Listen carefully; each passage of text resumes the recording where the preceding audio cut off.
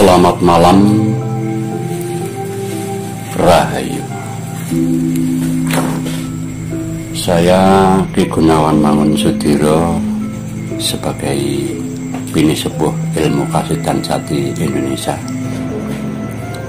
Di sini saya akan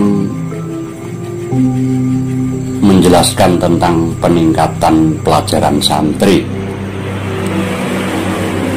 Jadi dalam pelajaran santri yang jelas dulu sudah saya aturkan atau sudah saya jelaskan tentang makna daripada santri itu sendiri.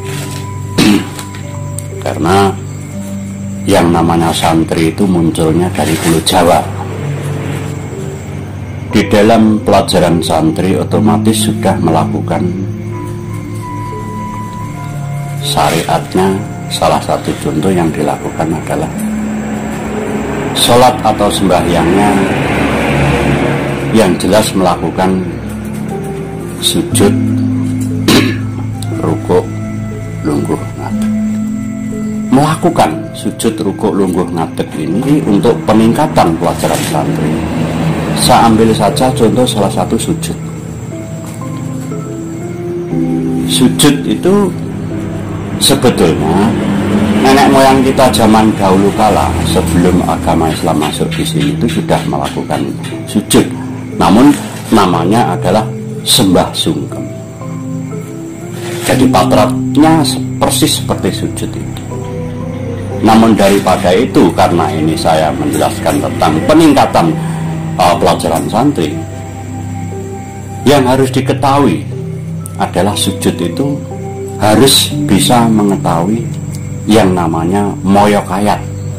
Basa Jawanya sing disumurupi sujud ngono moyo kayat. Moyo kuwi banyu, kayat itu artinya banyu, alias banyu penguripan. Itu bahasa Jawanya adalah nadilingga yang terletak pada di dalam sumsum. Itulah yang namanya moyo kayat. Jadi dalam arti prakteknya seperti itu, otomatis karena bahasa santri itu banyak filosofi, bahasa hias dan sebagainya. Kalau sudah melakukan dan mengetahui tentang sujud yang disumurupi atau yang diketahui adalah moyo kayat adalah banyu penguripan yang terletak pada di dalam sumsum. Sumsum itu sendiri keberadaannya di dalam tulang atau balung. Nah, itu bahasa filosofinya menurut guru lantaran zaman dahulu atau Ustadz Kiai dan sebagainya. Menurut guru lantarannya itu bahasa filosofinya yang dinamakan golek ana tapake kuntung layang. Nah, itulah jawabannya adalah moyo kayat tadi yang dinamakan sujud, rukuk, lungguh, ngadeg. Dalam arti sujud itu yang disumurupi seperti itu. Karena ini masalah ini saya kira ini peningkatannya sudah termasuk tergolong masuk ke tingkatan pelajaran hakikat. Demikian. Kalau hal itu sudah dipedomi semuanya, itu sujud, rukuk, lungguh, ngadeg sudah dipedomi semua. Itu peningkatannya dinaikkan menjadi sembahyang. Sembahyangnya juga 5 tingkatan. Dalam arti sembahyang 5 tingkatan itu sembahyang lebar Jumat, kusto, kaji atau haji, daim, ismu'alim. Apa yang dinamakan sembahyang lebar Jumat? Yang dinamakan sembahyang lebar Jumat itu adalah kita harus mengetahui rohil api. Jadi rohil api itu karena itu memang pemunculan santri itu dari Jawa. Jadi rohil api itu, roh itu ratu, hilapi itu geni. Jadi urip ratu ning geni. Jadi wujudnya lenggai panggonane tempatnya adalah di pusat hidup di sini, roh ilahi. Jadi bahasanya nenek moyang kita mengatakan adalah kembang gedang atau gandul tanpa cinanta, yokak baktolah dan sebagainya. Tapi di dalam pelajaran isinya adalah kudu bisa manembah marang sembahyang roh ilahi, roh ratu ilahi geni. Jadi urip ratunya geni, pusatnya di kembang gedang tadi. Ini yang peningkatan yang pertama. Terus kalau itu sudah diketahui semuanya, itu ditingkatkan menjadi yang dinamakan sembahyang kusto. Jadi saya mengatakan tadi lebar Jumat kusto haji daim bismillah. Yang dinamakan sembahyang kusto itu yang disemurupi, yang diketahui adalah manembah marang Muhammad. Yang dinamakan manembah marang Muhammad itu adalah, kalau bahasa Jawanya itu adalah sejatining jalmo. Ini sejatining jalmo. Itulah yang harus diketahui. Karena di dalam peningkatan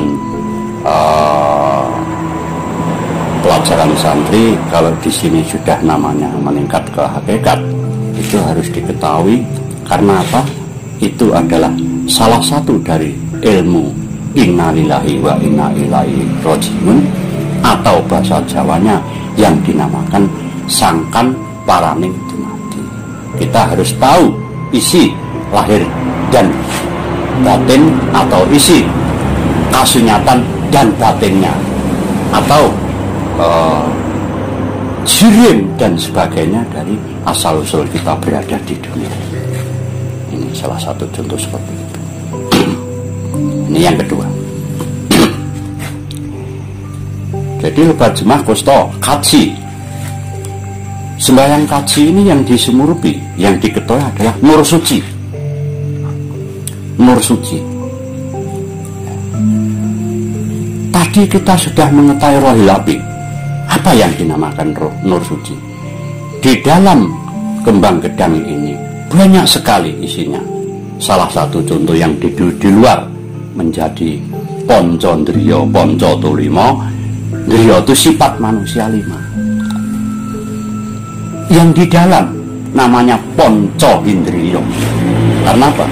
Di dalam itu adalah kalau sudah tahu dan diketahui, sudah tahu dan diketahui, dalam arti setelah I see dan kita harus I know. Dalam arti di dalamnya ada namanya ponco indriya. Ya. Jadi ponco indriya. Ya, itu ada pelajarannya, Pak. Ya, pelajarannya ada. Ponco indriya itu ada pelajarannya. Jadi, ini namanya manembah marang nur suci. Meningkat keempat yaitu ditingkatkan menjadi sembahyang daim.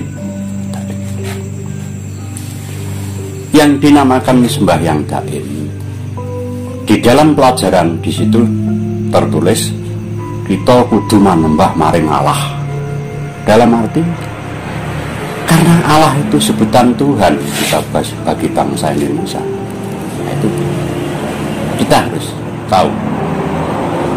Setelah kita mengetahui di luar huruf, di dalam huruf kita sendiri, itulah kita sudah bisa menembah lamuji kepada Allah. Itu dalam arti kita harus sudah bisa mengetahui yang namanya Allah, bahasa Jawanya Gusti. Sembahyang daim itu maknanya seperti itu.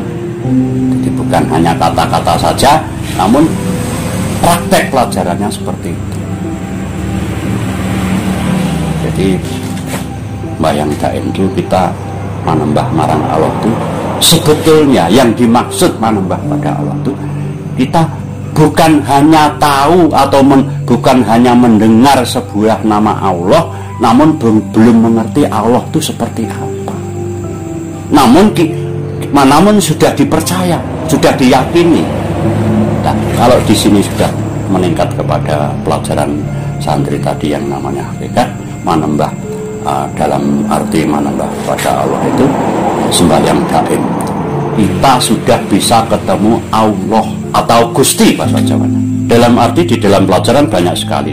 Yang pada intinya kalau sembahyang mengalim itu kita harus berani sakit dan mati. Karena di situ sudah yang namanya mandeng pramana tunggal. Bahasa lainnya ada yang mengatakan yang di situ letaknya adalah yang sudah manjing pramana tunggal, mandeng pramana tunggal atau manjinging kawulolan Gusti bahasa Jawanya seperti itu. Itu karena apa? Kita sudah bisa mendekatkan diri dengan Allah. Bukan hanya mendengar sebuah nama namun belum tahu, namun kita sudah bisa ketemu Allah. Itulah peningkatan pelajaran santri. Ini.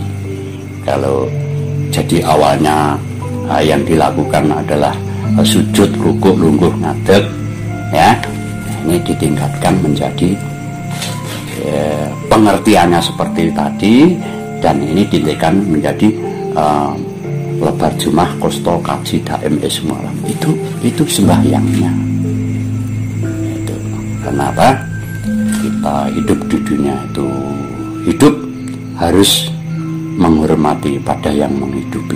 Kalau mempunyai keyakinan Tuhan itu Allah, ya itulah yang namanya ingin mempelajari peningkatan santri. Karena tujuannya manusia adalah semuanya itu sempurna. Itulah tujuannya. Walaupun demikian, sebetulnya semua agama itu baik. Karena atu suwung gomo tentrem, tidak agama kacau. Berarti semua agama di dunia itu sebetulnya pelajaran yang baik. Bagaimana manusia itu untuk melaksanakan dharma kehidupan. Berarti tidak ada agama itu yang jelek. Semua agama baik karena adalah aturan yang baik.